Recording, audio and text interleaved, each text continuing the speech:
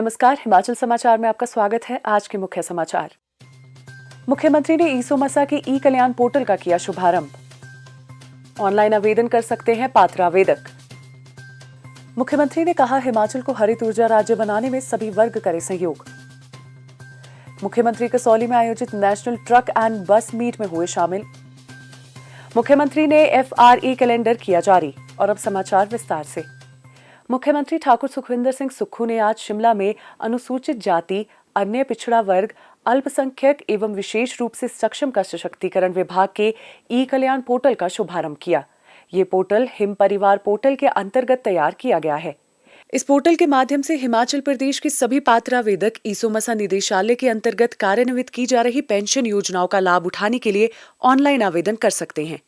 इस अवसर पर मुख्यमंत्री ने कहा कि प्रदेशवासियों को सामाजिक सुरक्षा पेंशन प्रदान करना राज्य सरकार की सर्वोच्च प्राथमिकताओं में शामिल है। प्रदेश सरकार कल्याणकारी राज्य की अवधारणा के अनुसार कार्य करने में विश्वास रखती है। वर्तमान में प्रदेश में सामाजिक सुरक्षा के लिए 8 पेंशन योजनाएं कार्यान्वित की जा रही हैं। पिछले वित्त वर्ष के दौरान इन पेंशन योजनाओं पर 1410 करोड़ रुपए व्यय किए गए, जिनसे 8,24,928 व्यक्ति लाभान्वित हुए हैं।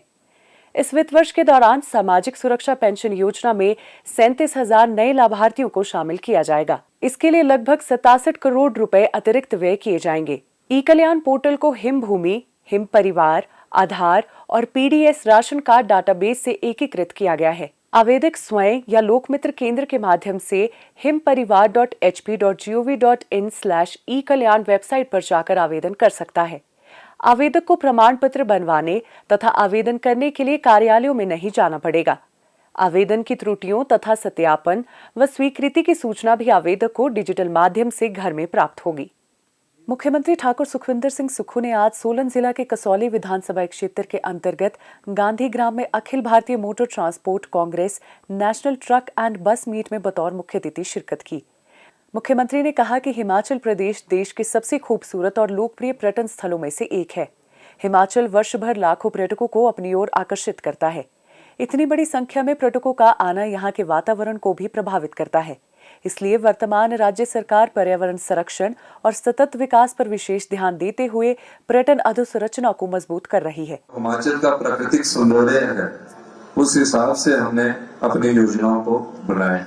धीरे धीरे हम पूरे हिमाचल को जो एक सोच है, जो एक हमारी परंपरा है, जो हमारी एक संस्कृति है, जो प्राकृतिक प्रेम की संस्कृति है, उसको हम बढ़ावा देने जा रहे हैं। जैसे पहाड़ का स्वभाव होता है, क्लाइमेट चेंज जो हो रहा है, इसका प्रभाव हिमाचल प्रदेश में भी पड़ना शुरू हो रहा है। 2023-24 में क्लाइमेट चेंज के कारण ही बहुत बड़ी आपदा प्रदेश में आ गई। हमने उस समय अनुभव किया, तकरीबन 23,000 घर हमारे इस आपदा से प्रभावित हुए और 551 के करीब लोग हमें छोड़कर चले। उस समय हमने महसूस किया कि हमें अपने प्राकृतिक सौंदर्य और पर्यावरण को बचाए रखना। हिमाचल प्रदेश पहला ऐसा राज्य है जिसने खुद से वनों पर प्रतिबंध लगा रखा है, पेड़ काटने पर प्रतिबंध लगा रखा है। हम अपनी समृद्धि को और अपने वनों को बचा कर रखना चाहते हैं। इस दृष्टि से जो हम इलेक्ट्रिकल वाहनों की तरफ जब बढ़े, आज मुझे खुशी है कि हम इस दिशा में आगे बढ़ रहे हैं। और इस वर्ष हमने बजट में 3,000 पेट्रोल टैक्सीज को, डीजल गाड़ीज को हमने ई व्हीकल में कन्वर्ट करने के लिए 40% की सब्सिडी का प्रावधान किया। मुख्यमंत्री ने कहा कि राज्य सरकार ने हिमाचल प्रदेश को 31 मार्च 2026 तक हरित ऊर्जा राज्य बनाने का लक्ष्य तय किया है। इस लक्ष्य की प्राप्ति के लिए जो कार्य योजना बनाई गई है, उसमें इलेक्ट्रिक वाहनों के इस्तेमाल को प्रोत्साहित करने के साथ साथ और इसके लिए अधोसंरचना का विस्तार किया जा रहा है। मुख्यमंत्री ने कहा कि सरकार ने युवाओं के लिए 680 करोड़ रुपए की राजीव गांधी स्वरोजगार स्टार्टअप योजना शुरू की है। हमने युवाओं के लिए 680 करोड़ रुपए की राजीव गांधी स्टार्टअप योजना शुरू की है। जो युवा हमारे इलेक्ट्रिकल व्हीकल खरीदते हैं, उसको हम एक अश्योरेंस मंथली पेमेंट का हमने उनसे वादा किया है। इस समय हमारी सरकार तकरीबन पहले चरण में 50 युवाओं को सरकारी क्षेत्र में ई टैक्सी उपलब्ध करवा रही है। ई टैक्सी का मकसद कि सरकारी क्षेत्र में जो युवा अगर अपनी एक व्हीकल को खरीदता है, अगर 10 लाख की ई टैक्सी वो खरीदता है तो सरकार की तरफ से 5 लाख रुपए की सब्सिडी उन्हें उपलब्ध करवाई गई है और 10 लाख वाली गाड़ी को मिनिमम एश्योरेंस मंथली पेमेंट जो है वो 50,000 रुपया हर महीने मिलेगी और सरकार की तरफ से उसे उनकी गाड़ी लगाने के लिए 4 वर्ष की एश्योरेंस दी गई है कि 4 वर्ष तक वो गाड़ी सरकारी क्षेत्र में लगी रहेगी। धीरे धीरे सरकारी क्षेत्र में जितनी भी गाड़ियां हैं वो ई व्हीकल में हम परिवर्तित करने जा रहे हैं। राज्य सरकार ने ई टैक्सी योजना के तहत अब तक 50 ई टैक्सियां सरकारी विभागों में अटैच की हैं और 10 मई से पहले 50 और ई टैक्सी स्वीकृत की जाएंगी। मुख्यमंत्री ने कहा कि पर्यटकों सहित प्रदेश के लोगों को क्लीन और ग्रीन ट्रांसपोर्ट प्रदान करने के लिए सरकार चरणबद्ध तरीके से डीजल बसों को ई बसों में बदल रही है।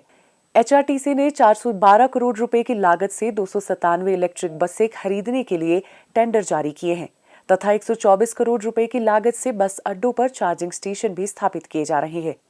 इन ई बसों की खरीद के अतिरिक्त वित्तीय वर्ष 2025-26 में 500 और ई बसें खरीदी जाएंगी। प्रदेश में 6 ग्रीन कॉरिडोर स्थापित किए गए हैं तथा इन कॉरिडोर में सरकार 41 अतिरिक्त चार्जिंग स्टेशन स्थापित करने जा रही है। वर्तमान सरकार ने ई कॉमर्शियल व्हीकल की पंजीकरण पर रोड टैक्स में 100% तथा स्पेशल रोड टैक्स में 50% की छूट प्रदान की है। पर्यावरण को संरक्षित करने के उद्देश्य से प्रदेश में संचालित सभी पेट्रोल व डीजल से चलने वाले ऑटो रिक्शा को केवल ई ऑटो रिक्शा से बदला जा रहा है। उन्होंने कहा कि युवाओं को स्वरोजगार के अवसर प्रदान करने के उद्देश्य से सरकार निजी क्षेत्र को 1000 बस मार्गों के लिए नए परमिट प्रदान करने जा रही है। इन मार्गों पर बसों या टेम्पो ट्रैवलर्स की खरीद के लिए सरकार ई वाहनों पर 40% तक की सब्सिडी प्रदान कर रही है। प्रदेश सरकार इलेक्ट्रिक बसों को बढ़ावा देते हुए ये सुनिश्चित कर रही है कि आगामी वर्षों में सार्वजनिक परिवहन क्षेत्र को पूर्ण रूप से इलेक्ट्रिक किया जाए। राज्य में ई वाहनों को बढ़ावा देने के उद्देश्य से पहले चरण में जिला हमीरपुर के सभी सरकारी कार्यालयों में ई व्हीकल का इस्तेमाल किया जाएगा। उन्होंने कहा, राज्य सरकार ग्रीन इंडस्ट्री को प्रोत्साहित कर रही है, पर्यटन को बढ़ावा दिया जा रहा है और ये हिमाचल प्रदेश में निवेश का सही समय है। आप लोग यहाँ आए, आप लोगों का बहुत बहुत स्वागत है और चाहते हैं जो ट्रांसपोर्ट क्षेत्र में वो अपना इन्वेस्टमेंट यहाँ करे, हॉस्पिटलिटी सेक्टर में यहाँ इन्वेस्टमेंट करे और जो प्रकृति का हिमाचल प्रदेश के लोगों का स्वभाव है प्रकृति के साथ, उस स्वभाव के साथ आप यहाँ प्रकृति का आनंद भी उठाएं। हिमाचल के लोग आपका स्वागत के लिए हमेशा तैयार हैं। मुख्यमंत्री ठाकुर सुखविंदर सिंह सुक्खू ने शिमला में वर्ष 2025-26 के लिए FRA कैलेंडर जारी किया। कैलेंडर में वन अधिकार अधिनियम के तहत वर्ष भर की जाने वाली विभिन्न गतिविधियों का विवरण दिया गया है। इस अवसर पर मुख्यमंत्री ने कहा कि यह कैलेंडर राजस्व अधिकारियों के लिए मार्गदर्शिका का कार्य करेगा। इसमें प्रत्येक गतिविधि के लिए व्यापक कार्यक्रम की जानकारी दी गई है। इससे प्रदेश में FRA से संबंधित कार्यों के लिए बेहतर क्रियान्वयन और निगरानी सुनिश्चित होगी।